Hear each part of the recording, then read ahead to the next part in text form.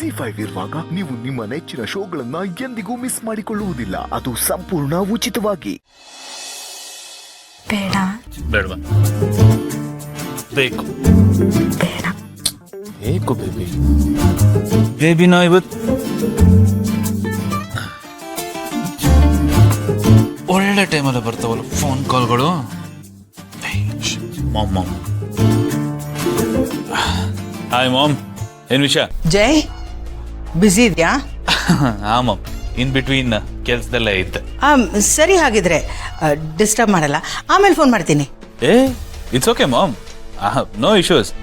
ಕೆಲ್ಸದಲ್ಲಿದ್ರೇನು, ಮನೆಯವ್ರಿಗೆ ತಾನೆ first preference. It's okay. ಏನ್ ವಿಷಯ ಹೇಳು? ಅದು ಗೌತಮ್ ಮದುವೆಗೆ ಒಪ್ಕೊಂಡ್ಬಿಟ್ಟ. ಅಣ್ಣ ಮದುವೆಗೆ ಒಪ್ಕೊಂಡ್ಬಿಟ್ನಾ? Wow mom, what a good news. ನಂಗೆ ನಿಜ ನಂಬಕ್ಕಾಗ್ತಾ ಇಲ್ಲ. I you serious? ಎಸ್. ಕೊನೆಗೆ ಅನ್ಕೊಂಡಿದ್ದ ಆಚೆ ಮಾಡೇ ಬಿಟ್ಟಿಯಲ್ಲ ಮಾಮ್. ಹಾ ಜೈ, ಎಲ್ಲ ನಾವು ಅನ್ಕೊಂಡಾಗೆ ಆಯ್ತು. Thank God mom. ಅಂತೂ ಒಂದೇ ಏಟಿಗೆ ನಮ್ಮ ಪ್ರಾಬ್ಲಮ್ ಎಲ್ಲ ಸಾಲ್ವ್ ಆಗೈತಲ್ಲ ಮಾಮ್. ಇನ್ಮೇಲೆ ನಾವು ಮೊದಲಿನ ಥರ ಆರಾಮಾಗಿ ಫ್ರೀ ಆಗಿರ್ಬೋದು, ಯಾರಿಗೂ ತಲೆ ಕೆಡ್ಸ್ಕೊಳ್ಳೋ ಆಗಿಲ್ಲ. ಆದ್ರೆ ನನಗೊಂದು ಅರ್ಥ ಆಗ್ತಾ ಇಲ್ಲ, ಅಣ್ಣ ಇದಕ್ಕೆ ಹೇಗೆ ಒಪ್ಕೊಂಡ ಮಾಮ್? ಅದು ಇಷ್ಟು ಬೇಗ?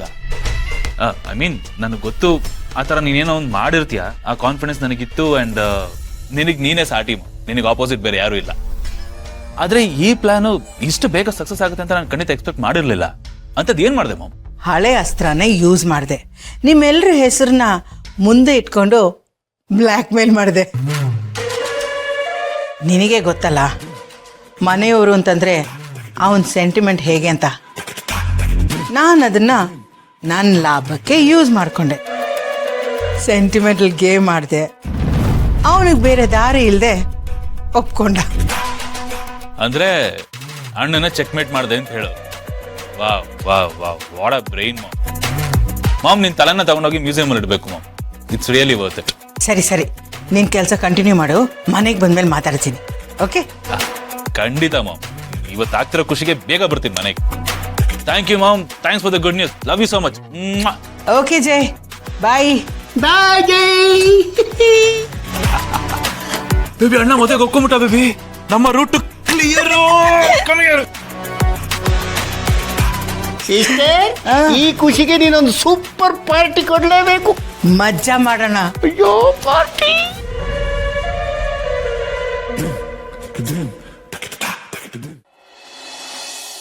ಈ ಮನೇಲಿ ಏನ್ ನಡೀತಿದೆ ಅಂತ ನನಗ್ ಒಂದು ಗೊತ್ತಾಗ್ತಿಲ್ಲ ಅಮ್ಮ. ಏನೇನೋ ನಡೀತಾ ಇದೆ, ನಾವು ಏನು ಮಾಡ್ಕೊಳಕ್ ಆಗಲ್ಲಮ್ಮ. ಅಂಥದ್ದೆಲ್ಲ ನಡೀತಾ ಇದೆ. ಇಲ್ಲಿ ನಡೀತಿರೋದನ್ನೆಲ್ಲ ನೆನ್ಸ್ಕೊಂಡ್ರೆ ತುಂಬಾ ಸಂಕಟ ಆಗ್ತಿದ್ಯಮ್ಮ. ಈ ಸಮಯದ ಮುಂದೆ ನಾವೆಲ್ಲ ತುಂಬಾ ಸಣ್ಣವರು, ನಾವು ಅಸಹಾಯಕರಾಗ್ಬಿಡ್ತೀವಿ. ಚೆನ್ನಾಗಿರೋದೇನಾದ್ರೂ ಇದ್ರೆ ಅದ್ರ ಮೇಲೆ ಕೆಟ್ಕಂಡ್ ಬೀಳುತ್ತೆ ಅಂತ ಹೇಳ್ತಾರಲ್ಲಮ್ಮ, ಇಲ್ಲ ಅದೇ ಆಗಿರೋದು. ಈ ಮನೆ ಎಷ್ಟು ಚೆನ್ನಾಗಿತ್ತಲ್ವಮ್ಮ ಮುಂಚೆ, ಈ ಮನೆ ಮೇಲೆ ಈಗ ಕೆಟ್ಕಂಡ್ ಬಿಟ್ಬಿಟ್ಟಿದೀಯಮ್ಮ. ನಾವು ಎಷ್ಟು ಖುಷಿ ಪಟ್ಟಿದ್ವಿ ಅಲ್ವಾ, ನಮ್ಮ ಅಣ್ಣ ಅದ್ಗೆ ಸಿಕ್ಕಿದ್ರು, ನಮ್ಮ ಮನೆ ಸಿಕ್ತು ಅಂತ. ಆದ್ರೆ ಈಗೆಲ್ಲ ಬದಲಾಗ್ಬಿಟ್ಟಿದೆ, ದಿಕ್ಕೆ ತೋಚ್ದಂಗ ಆಗ್ಬಿಟ್ಟಿದೆ ಅಮ್ಮ. ಹೀಗೆಲ್ಲ ಆದ್ರೆ ಏನಮ್ಮ ಮಾಡೋದು? ದೇವ್ರು ಯಾಕೆ ಇಷ್ಟೊಂದು ಕೆಟ್ಟವನಾಗ್ಬಿಟ್ಟ? ಯಾಕೆ ನಮ್ಮನ್ನೆಲ್ಲ ಇಷ್ಟು ಪರೀಕ್ಷೆ ಮಾಡ್ತಿದ್ದಾನೆ? ಎಲ್ಲಾನು ಅವನ್ ಕೈಯಲ್ಲೇ ಇದೆ ಅಂದ್ಮೇಲೆ ಯಾಕಮ್ಮ ಹೀಗ್ ಮಾಡ್ಬೇಕು? ನಾವೆಲ್ರೂ ಅವನ್ ಮಕ್ಳೇ ಅಂದ್ಮೇಲೆ ಎಲ್ರನ್ನೂ ಸರಿ ಸಮಾನವಾಗಿ ನೋಡ್ಬೇಕಲ್ಲ. ಒಬ್ರಿಗೆ ಕಷ್ಟ ಒಬ್ರಿಗೆ ಸುಖ ಅಂತ ಯಾಕೆ ಮಾಡ್ಬೇಕು? ಎಲ್ಲ ನೋಡಿನು ಎಲ್ಲ ಗೊತ್ತಿದ್ದೀನು ಅವನ್ ಯಾಕೇನು ಮಾಡ್ತಿಲ್ಲ, ಯಾಕೇನು ಸರಿ ಮಾಡ್ತಿಲ್ಲ? ನಿನ್ ವಿಷಯದಲ್ಲೂ ಹಾಗೆ ಮಾಡ್ದ, ಈಗ ಅಣ್ಣ ಅದ್ಗೆ ವಿಷಯದಲ್ಲೂ ಹಾಗೆ ಮಾಡ್ತಿದ್ದಾನೆ ಅಂದ್ಮೇಲೆ ಅವನಿರೋದ್ ಸುಳ್ಳಲ್ವಾ ಅಮ್ಮ? ಮತ್ತ್ಯಾಕೆ ಅವನಿಗೆ ಕೈ ಮುಗಿಬೇಕು, ಬೇಡ್ಕೋಬೇಕು? ಅಣ್ಣ ಅದ್ಕೆದು ಹೇಳ್ ಮಾಡ್ಸಿದ್ ಜೋಡಿ, ಅವರಿಬ್ರು ಚೆನ್ನಾಗಿರ್ತಾರೆ, ಅವ್ರಿಗೂ ಮಕ್ಳು ಮರಿ ಆಗುತ್ತೆ, ಅವ್ರ ಸಂಸಾರನು ಬೆಳೆಯುತ್ತೆ ಅಂತ ಅನ್ಕೊಂಡಿದ್ನಮ್ಮ. ಆದ್ರೆ ಇಲ್ಲಿ ಬೇರೆನೇ ಆಗ್ತದೆ ಅಮ್ಮ. ಈಗ ನೋಡಿದ್ರೆ ಇನ್ನೊಂದ್ ಮದ್ವೆ ತಯಾರಿ ನಡೀತಾ ಇದೆ. ಪಾಪ ಅದ್ಗೆ ಒಳ್ಳೇದಾಗ್ಲಿ ಅಂತ ನಿನ್ ಕೈಯಲ್ಲಿ ಪೂಜೆ ಮಾಡಿಸಿದ್ವಲ್ಲಮ್ಮ, ಅದಕ್ಕೆ ಯಾವ ಪ್ರತಿಫಲನೂ ಸಿಕ್ಕಿಲ್ಲ. ಈಗ ಅಣ್ಣ ಅತ್ತಿಗೆ ಸಮ್ಮಾನನೇ ಮುರಿದು ಬೀಳೋ ತರ ಇದೆ ಅಮ್ಮ. ಇದು ತುಂಬಾನೇ ಅನ್ಯಾಯ ಅಮ್ಮ. ಈ ತರ ಯಾರಿಗೂ ಆಗ್ಬಾರ್ದು.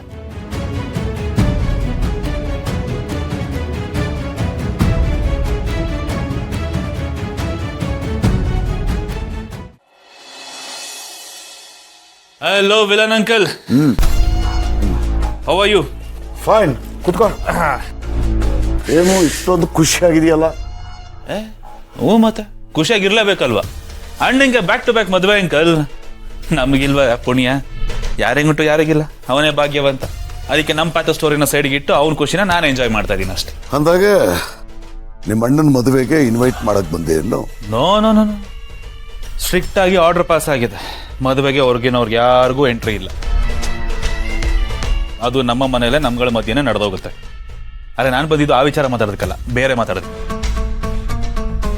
ವಿಷಯ ಇಷ್ಟೇ, ಸಿಂಪಲ್.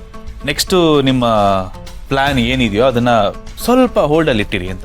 ಏನಪ್ಪ ಹೀಗೆ ಹೇಳ್ತಾ ಇದೆಯಾ? ಅಂಕಲ್ ಶಾಕ್ ಆಗಬೇಡಿ, ಪೂರ್ತಿ ಕೇಳಿಸ್ಕೊಳ್ಳಿ. ನಾನು ಸ್ಟಾಪ್ ಮಾಡಿ ಅಂತ ಹೇಳಲಿಲ್ಲ, ಜಸ್ಟ್ ಹೋಲ್ಡಲ್ಲಿ ಇಡಿ ಅಂದೆ ಅಷ್ಟೇ. ಅಣ್ಣನ ಮದುವೆ ಆಗ್ತಿದ್ದಾಗೆ ನೀವು ಫೀಲ್ಡ್ಗೆ ಇಳಿಬೇಡಿ, ಸ್ವಲ್ಪ ಟೈಮ್ ಕೊಡಿ, ಗ್ಯಾಪ್ ಕೊಡಿ. ಈ ನಿಮ್ಮ ಕೋಪ, ತಾಪ, ರಿವೆಂಜು ಇದೆಲ್ಲ ಏನಿದೆಯೋ ಐ ಕ್ಯಾನ್ ಅಂಡರ್ಸ್ಟ್ಯಾಂಡ್. ಅದಕ್ಕೆಲ್ಲ ಸ್ವಲ್ಪ ಬ್ರೇಕ್ ಕೊಡಿ ಅಷ್ಟೇ. ಇದನ್ನೆಲ್ಲ ಯಾಕೆ ಹೇಳ್ತಾ ಇದ್ದೀನಿ ಅಂತಂದ್ರೆ, ಈಗ ನಮ್ಮ ಅತ್ತಿಗೆ ಅಪ್ಕಮಿಂಗ್ ಅದಕ್ಕೆ ಬ್ರ್ಯಾಂಡ್ ನ್ಯೂ ಅದಕ್ಕೆ ಏನಿದ್ದಾರೆ, ಅವರು ಸ್ವಲ್ಪ ನಮ್ಮ ಮನೆಗೆ ಸೆಟ್ ಆಗಬೇಕು, ನಮ್ಗಳಿಗೆಲ್ಲ ಸ್ವಲ್ಪ ಅಡ್ಜಸ್ಟ್ ಆಗಬೇಕಲ್ವಾ? ಯಾಕಂದ್ರೆ ನಾವು ಕೆಲಸ ಸಾಧಿಸ್ಕೋಬೇಕಾಗಿರೋದು ಅವ್ರ ಕಡೆಯಿಂದ ಅಲ್ವಾ? ಅದಕ್ಕೆ ಅವ್ರಿಗೊಂದು ಸ್ವಲ್ಪ ಟೈಮ್ ಕೊಡೋಣ ಅಂತ. ಸೊ ಫಸ್ಟು ಪ್ಲಾನ್ ಮಾಡಿ ಅವ್ರನ್ನ ನಮ್ಮ ಪಾರ್ಟಿಗೆ ಸೇರಿಸ್ಕೋಬೇಕು. ಅವರು ಒಂದು ಸಲ ನಮ್ಮ ಪಾರ್ಟಿ ಅಂತ ಆದ್ರು ಅಂದ್ರೆ ನಮ್ಮ ಕೆಲಸ ಈಸಿ ಆಗುತ್ತಲ್ವಾ? ಬರೀ ನಮ್ಮ ಕೆಲಸ ಮಾತ್ರ ಅಲ್ಲ ಅಂಕಲ್, ನಿಮ್ಮ ಕೆಲಸನೂ ತುಂಬ ಸುಲಭ ಆಗುತ್ತೆ. ಯೋಚನೆ ಮಾಡಿ. ಅದಕ್ಕೆ ಹೇಳ್ತಾ ಇದ್ದೀನಿ, ಸ್ವಲ್ಪ ದಿನ ಸೈಲೆಂಟಾಗಿ ಇದ್ಬಿಡಿ ಅಂತ. ರೆಸ್ಟ್ ಮಾಡಿ, ಒಂಚೂರು ಎನರ್ಜಿನೆಲ್ಲ ಸ್ಟೋರ್ ಮಾಡಿ ಇಟ್ಕೊಳ್ಳಿ. ನೆಕ್ಸ್ಟ್ ಬೌನ್ಸ್ ಬೇಕಾಗೋದಕ್ಕೆ ತುಂಬ ಯೂಸ್ ಆಗುತ್ತೆ ಅದು. ಆಯ್ತು ಬಿಡು, ಇನ್ನೇನ್ ಮಾಡ್ಲಿಕ್ಕಾಗುತ್ತೆ? ಇಷ್ಟೇ ದಿವಸ ಕಾಯ್ತಿದ್ದೀನಂತೆ, ಇನ್ನು ಸ್ವಲ್ಪ ದಿವಸ ಕಾಯ್ದಕ್ಕಾಗಲ್ವಾ? ಅದು ಅಲ್ಲದೆ ನನ್ನೊಂದು ಮೆಗಾ ಪ್ಲಾನ್ ಇದೆ. ಅದಾಗಬೇಕು ಅಂದ್ರೆ ಸ್ವಲ್ಪ ಟೈಮ್ ಬೇಕು. ಏನೋ ಮೆಗಾ ಪ್ಲಾನ್ ಅಂದ್ರಲ್ಲ, ಏನಕ್ಕಲ್ಲದು? ನಿಮ್ಮ ಅಣ್ಣನಿಗೆ ಮದುವೆ ಆಗಬೇಕು, ಅವನಿಗೊಂದು ಮಗು ಆಗಬೇಕು. ಅದರಿಂದ ಏನಾಗುತ್ತೆ ಅಂಕಲ್? ಅದು ಹ್ಯಾಪಿ ನ್ಯೂಸ್ ತಾನೆ. Happy news. ನಿಮ್ಮ ಅಣ್ಣನಿಗೆ ಖುಷಿ ಪಡ್ಲಿ, ತುಂಬಾನೇ ಖುಷಿ ಪಡ್ಲಿ. ಕೋಪಿತ ಕುರಿನೇ ಅಲ್ವಾ ಬಲಿ ಕೊಡೋದು. ಅಂಕಲ್ ಏನ್ ಹೇಳ್ತಾ ಇದ್ದೀರಾ ನೀವು? ನಾ ಹೇಗೆ ನನ್ನ ಮಗಳನ್ನ ಕಳ್ಕೊಂಡು ನೋವು ತಿಂತ ಇದ್ದೀನೋ, ಅದೇ ನೋವು ದುಃಖ ಅವನಿಗೂ ಹಾಕಬೇಕು. ಅದನ್ನ ನೋಡಿ ನಾನು ಖುಷಿ ಪಡ್ಬೇಕು. ಆಗ್ಲೇ ನನಗೆ ಸಮಾಧಾನ. ಮಕ್ಕಳನ್ನ ಕಳ್ಕೊಳ್ಳೋ ನೋವು ಏನು ಅನ್ನೋದನ್ನ ಅವ್ನು ನೋಡ್ಬೇಕು. ZEE5 ಆಪ್ ಡೌನ್ಲೋಡ್ ಮಾಡಿ ಎಲ್ಲಾ ಸಂಚಿಕೆಗಳನ್ನು ಸಂಪೂರ್ಣ ಉಚಿತವಾಗಿ ನೋಡಿ.